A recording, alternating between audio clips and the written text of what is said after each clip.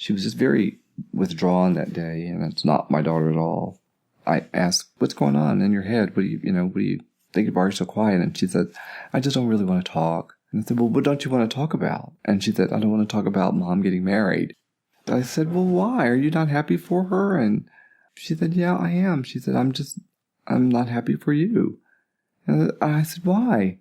And she said, "Well, because Mom has someone special in her life and you don't." And I said, not thinking, "Well, yes, I do," thinking that would be enough. And she goes, "Really? Well, who?" And so she has lots of questions about it. And I said, "What do you think?" And she said, "I think you're the perfect dad." It was one of the sweetest moments of my life. I put it right up there with walking her down the aisle. I'm George Mabon, and I share hope. Welcome to I Share Hope, the podcast where world leaders share their real stories of hope and how you can use actionable hope to start changing your life today. And now, here's your host, Chris Williams. George Mabon is one of America's leading human resource professionals. He's served on many boards in the human resources area as well as many nonprofit boards around the nation. He is seen as a great philanthropist, community leader, a sought-after speaker, and brings so much to any community he's a part of. George, I'm so proud to have you with us today. Can't wait to hear your answers to the 5 questions. So you know how this works. We ask 5 questions about hope. You answer them however you'd like. Question number 1, what is your favorite quote about hope or your belief about hope? When I think about hope, I immediately think about faith. And I have a difficult time discerning the difference. And so I tend to use faith more than I do hope. In fact, I think when I think of hope, I kind of think of it as being, not to be negative, but almost a childish thing. Something that those who are not fully aware of what faith is would think of. So hope is really faith to you. It's your faith that is what you hope in. That's what you'd call hope is right. Faith in something. Right. Yeah. Faith is stronger. To me, it's more tangible than hope. Yeah. Okay, that makes sense. So question number 2, this will get more and more clearly defined as we go on, because that's a really great definition. And I love putting the definition, maybe the skeleton, and I love putting the flesh and the meat on it, you know? Mm-hmm. Question number 2, who in your life, if that's how you're thinking through the concept of hope, who in your life has been the best sharer of hope for you? Who's really impacted you with that faith or that hope?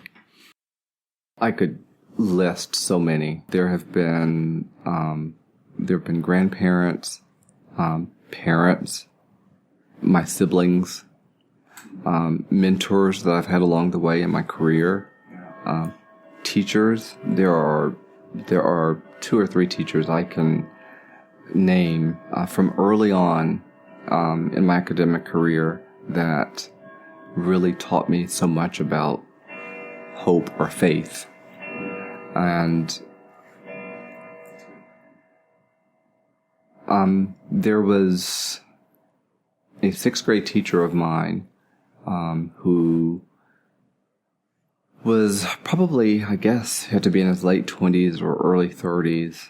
And he had grown up with a family who had lots. They had a farm, they had a city house, and he saw something in me and one other friend who in the 6th grade was in my class. And here's this white teacher in an inner city black school who took an interest in these 2 young black boys. And every Saturday he would pick us up and we would go to a different museum or a different restaurant. And he just showed us a different world, a world that we probably would ordinarily not have seen. Wow. That's really tangible. That went on for probably a full year or so, until something that I thought was very tragic happened. My dad put an end to it because he thought, how unordinary for this teacher who is in his late 20s, early 30s taking this much interest in these 2 young boys. There was never anything inappropriate. Sure. That but happened. Your dad never, but thought maybe, yeah. Yeah, so out of his fear, that all came to an end. As a dad, I guess I understand the fear, but I sure hate that it had to be placed there. Yeah, me too. But what a great way for a person to look into someone else's life and say, I know how to add something extra here. Absolutely. And I still, to this day, look up to him. I don't know where he is. I don't know if he's even still alive, but I still look up to him. Wow. I look up to the memory of him. Yeah. That's fantastic. Mm-hmm. Thank you. Welcome. All right. So question number 3 is, so that person shared hope with you at a really critical time that made it really stick for you. When's a time in your life when you've really had to reach back to hope or faith and really hang on to something there to pull you through a tough situation? Well, first I have to share with you that my great-grandmother, my father's grandmother, who lived until I was 13, there are many things that she said to me that I always remember, words or scriptures or sayings that she said that had an impact on me, and I still call on them even now. And one of them is, or was, sometimes all you have is faith. Sometimes that's all you've got. Yeah. But you got to have it, because that's what will pull you through. Yeah. And I can't tell you how many times in my life that has served me so well, because I may not have been able to see the end of whatever it was I was going through, or make out what was coming, but I at least had my faith that whatever it was going to be okay, or good, or great. Sure. You'd hope. Looking at you now, you're extremely successful. You have phenomenal relationships around the world. You're known by a lot of people. You get to speak. You get to do all these things. And it'd be hard for somebody like me that didn't know you to say, man, that guy's probably never really had anything hard go against him anyway. He's just, look at him. He's perfect. Far from it. So what's been one of those challenges that you've just had to overcome and really believe past to know, I'm going to get stuck here. This isn't it. There's more. There's been several, actually, Chris. Going way back, first I have to tell you that I grew up in a household that from the outside must have appeared perfect to friends and neighbors. But on the inside was far less than perfect. I had, and still have, a wonderful mother who still to this day is very young at heart and in spirit, and she's 81 years old, and she still travels and works and lives alone. Wow, that's great. And is just one of the most wonderful people you'd ever want to meet. And she married my father at a very young age. My mother was a daughter to farmers, and she was the youngest of 14, and so she was sent to the city to go to city schools, and ultimately met my dad, who came from a very well-educated and a family of means. She married well. Yeah. After college, after my dad finished college, he was drafted into the Korean War. While there, he was wounded by hand grenade and was unable to walk for a short while. And I am sure, looking back, that had some devastating effects on him. And he should probably have gotten help for that, but he became very withdrawn, as psychiatrists or psychologists in those days was viewed as you're crazy. But that's probably exactly what he needed. And so he drank. He's very smart. He never missed a day of work. Very strong work ethic. But he drowned his troubles in alcohol, and he became a different person. And that other person that he would become was was a very, very ugly person who did a lot of damage to my mother in particular, and subsequently to me and my 3 siblings as well. Sure. And we've all dealt with it in our own ways. But the scars are there. And so there were many, many, many times when all I had was hope. All I had was faith that it would stop and things would be better. Wow. And that's where the teachers come in. Okay. So I must have at one point been dealing with these things as best a 7th grader would know how. And I was in art class, and we were drawing a house across the street from our school. Or that was what we should have been drawing. And I just got lost in what I was doing, and I drew something that was not what I was supposed to be drawing. And I could best describe it as a picture of death. Wow. And as my teacher peered over my shoulder and saw this, she became very concerned. Really? And she took it from me. And it was at that point I realized, oh my gosh, it's like I woke up and I wanted it back, and she wouldn't give it back. And she ran out of the room with my picture, and I ran after her. And so here, a 7th grader running after this adult teacher, and she goes into the office, and anyway, that was my introduction to counseling. So she knew you needed help. She knew I needed help. Thank God she knew I needed help. Yeah. And so I started seeing a school psychologist every week at school, which in and of itself was not easy. The kids were wondering, where are you going? Who's this guy? Yeah. But it saved my life. Wow. 2 years later. So you were that dark at that age? I was that dark at that age. Oh, my goodness. Yeah. I'm sorry. Me too. I look back at that little boy and I feel so sorry for him. My heart breaks for him still. And so 2 years later, at the end of my 9th grade year, the summer before my 10th grade year, I was hospitalized. I broke. Wow. Just couldn't handle the stress in your heart anymore. I couldn't handle it anymore. Oh. I mean, it was taking a physical effect on me. I was beginning to have what the doctor at that time described as some sort of seizure, not the seizure thrashing on the floor, right. Like, that we relate to seizures, but some other kind of seizure. And so I was in the hospital for several weeks, mental tests and hypnosis, and it was horrible. It was horrible for me because I had my first girlfriend then, and she and her family came to see me, and my God, it's awkward, embarrassing.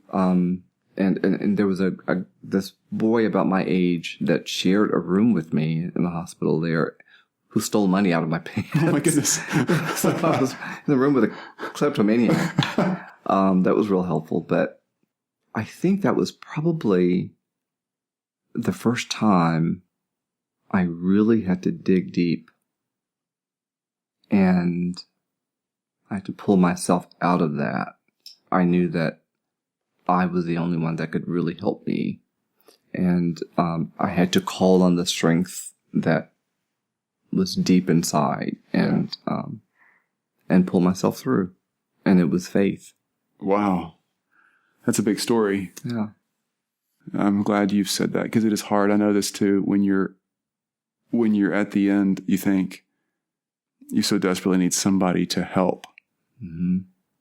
Sometimes other people can help with some guidance or some treatment of some sort, whatever it may be, or a hug. But sometimes you have to make a really hard decision when you don't think you have anything left to actually do something. Right. And, as a child, it's hard to share because you think you're the only one. Yeah. You think nobody knows. I think that way as an adult still, a lot of times. Absolutely. Absolutely. That was my introduction to counseling, and counseling has saved my life. Really, it's helped me through a lot in later years. Mm-hmm. I had relationships, in high school, and I fell in love a couple of times. I married young. I met a girl in 7th grade. We became the best of friends. We got married our second year in college. Wow. We married at 20, and I had my daughter at 22. That is young. And she still to this day is my best friend. That's my daughter's mother. Oh, that's great to hear. I hate to use the term ex-wife because she's still to this day one of my best friends in life. But, after 12 years, we divorced. And it was because, she says it was because of counseling. But I figured as my mother, when I told her we were getting a divorce, she said, well, I want to ask you something. And I said, okay. Figuring what was coming. And she said, well, no, I don't want to be insulting. And I said, Mother, you can ask anything you want. I mean, now's the time. She says, are you getting a divorce because you're gay? Really? Yeah. And that was the question I expected she would ask. That's a gutsy question from a mom. It was. And I said, well, that's not the reason I'm getting divorced. Mm-hmm. I am gay, but that's not why. It's about so much more than that. Right. Yeah. We married so young, and we've grown into different people. And yeah. Of course, all my mother heard was, yes, I'm gay. Her answer to it was, well, why can't you just stay married and do what you have to do on the side? Because that's what she knew. That's what my dad did. And that was the very last thing I wanted to do and the last person I wanted to be. Wow. And I said to her, if there was anything you could say to convince me I'm doing the right thing, that was it. Wow. She was wild-eyed, like, what did I say? She didn't get it, but... You don't want to do what Dad did. No, I didn't want to do what Dad did. I didn't want to live a life of affairs and sneaking and hiding and being angry when I came home. Yeah. Oh, wow. And but before I got to the divorce part, there's a guy that was working with me. We became really good friends, and he happened to be gay, and every Monday we'd come to work, and I was listening to his stories about the weekend and the time he was having, and I was living vicariously through him, I think. And I was on my way to see a customer. I was in my car, and as I was driving, there was a group of guys who were like landscape architects or whatever. They were working like on the sidewalk nearby as I passed, and one of them was, I thought, particularly attractive. Mm-hmm. And I looked as I drove by, and then I looked in the rearview mirror, and I caught a glimpse of myself looking. And I wasn't supposed to be doing that. I was married. I had a daughter. And I freaked out. And I didn't go to my customers. I drove back to my office. I went into my office, I closed the door, and I told them just hold my calls. I'm wanting calls for the rest of the day. Yeah. And I probably cried for about 3 hours. Oh, George, I'm sorry. Fortunately, in the building that I worked, the suite next to ours was a psychologist. So after my staff left, I went next door and made an appointment to see him. And my whole life changed. And that was before the divorce? That was before the divorce. Yeah. Mm-hmm. It sounds like your mom was very supportive. My mom's been hugely supportive. Even my dad, before he died, I thought would be horrible about all of it, but he wasn't. He was fine, yeah. Yeah, he was good with it. He was okay. And my oldest sister was in town visiting, and we were at my mother's, and we were just having a good old sibling talk. And she's a wise lady. She's 10 years older than I am. Mm-hmm. And she said, we always figured you were gay. We wondered why you got married. And I thought, well, why didn't you tell me? Oh, wow. Now you tell me. The younger of my two sisters, she had trouble with it for a while. Mm-hmm. And in fact, our offices were very close together at that time. At that time, she was right down the street. And so we had lunch together pretty frequently. And she didn't speak to me for 6 months. No kidding. No. Why? Mm-hmm. It was about her stuff. Yeah. Yeah. I understand that. Her inability to accept it at that time. And 6 months went by and my phone rang at the office one day and it was her and she was crying and she said, I'm sorry and I love you and whoever you are and whatever, that's, everything's fine. And she's been a huge supporter. My brother he never leaves my presence or hangs up the phone without saying he loves me. Wow, I have a wonderful family. I do. You do. And my daughter is incredible. Who found out when she was 8 or 9. Okay. Yeah. It's got to be an interesting conversation. It was a very interesting conversation. I bet. Very, very interesting conversation. She found out on Father's Day. Wow. Yeah. Her mom was engaged to be married. And so it was she was with me. Obviously, it was Father's Day. She was with me, and we were preparing to go to my sister's for dinner. And she was just very withdrawn that day. And it's not my daughter at all. And I asked, what's going on in your head? What do you think about? You're so quiet. And she said, I just don't really want to talk. And I said, well, what don't you want to talk about? And she said, I don't want to talk about Mom getting married. Oh. A little bit of reverse psychology there. Yeah. And I said, well, why? Are you not happy for her? And she said, yeah, I am. She said, I'm not happy for you. And I said, why? And she said, well, because Mom has someone special in her life and you don't. Well, my ex-wife and I had decided we wouldn't tell her until she was, 16 or 18 sure, or whatever. But she opened the door wide open right there. She opened the door wide open, and I said, not thinking, well, yes, I do.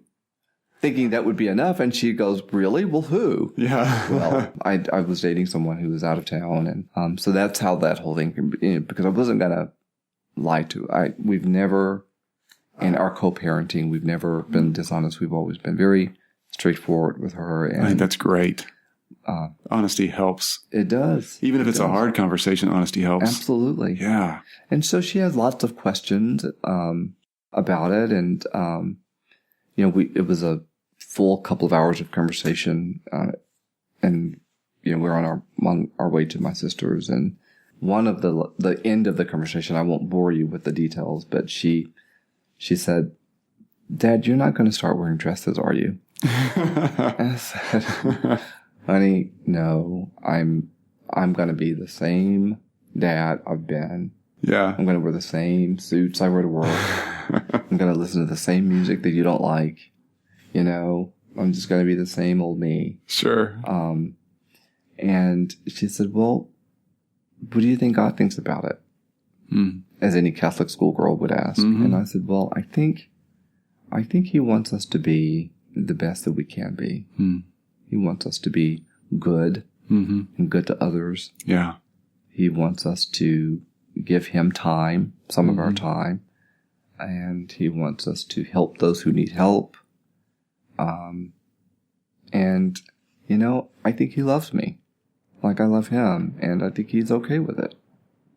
I said, what do you think? And she said, I think you're the perfect dad. It was one of the sweetest moments of my life. I put it right up there with walking her down the aisle. Thank you. You're welcome. Those are good examples of real life that, we all have our different stories of real life, but it's funny how much connection there is in stories, even if the story's not your own story. It still has a high and a low point and a beginning and an end. And absolutely. I had to have faith that it would work out. Faith that she would still love me.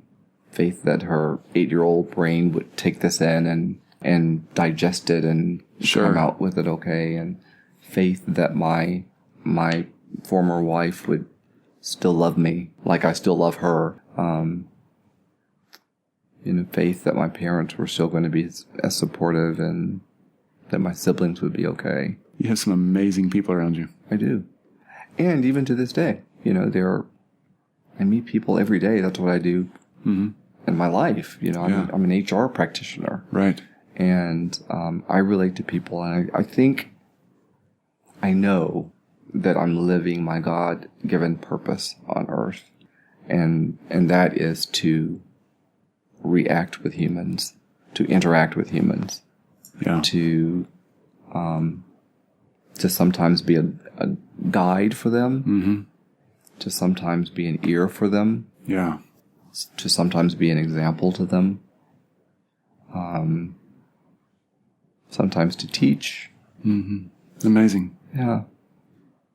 George, that takes us into the next question. How are you sharing hope today? I think you're already tiptoeing into that one. That could be professionally, personally, in the community, whatever you want to say. But in so many ways, I think that's really all I know how to do. I do it for a living, helping people find jobs, helping people find themselves, the right part of themselves that will fit with the right jobs. I help my company find the right balance and the right mix of people to do the jobs that need to be done. As I chair the board. You and I work together very closely with the Child Advocacy Center, and I'm working with people there and working on behalf of children. Yeah. I served on the board for Friends for Life for 11 years, helping people who really are at the end of their ropes, at the end of hope. Yeah. Some with no hope. They have been discarded by family because of their illness, because of HIV. Illness. Yes. And so some of them homeless, and that's an agency that they're a friend for life to those individuals. Yeah. And so that was very gratifying work as well. So board work is about giving back to the community, reaching back and helping to bring somebody else up. Yeah, it is. Those are both great organizations, and George, your ability to deliver a long-term view of something better for those kids or for the people who are struggling with HIV and trying to figure out life or death with that. Absolutely. And having a friend in any place in the community that will stick with you no matter what your story becomes. That's a hopeful friend. Indeed. Because you always wonder if people will reject you when they find out the next thing. Right. I've had so many people share with me things that they've not shared with anyone else. And, sometimes they're a little shocking, but, you just listen. Yeah. And you practice having no expression, even those times when you're shocked and amazed. But, I am humbled, honored by the sharing. Wonderful. All right, last question, George. Of the 5, how can we take and use hope today? So if, as a listener, which I am, and learning from you, this is amazing. What are the A, B's, and C's, the 1, 2, 3 that I can do right now if I'm really in a hopeless spot and I need to start taking some action towards a better end result here? Where do I start? What do I do next? Real practical, basic stuff. It's really hard to give practical terms for what I feel you need to do. My first inclination is to say you have to believe that something different can happen. Yeah. The outcome can be different.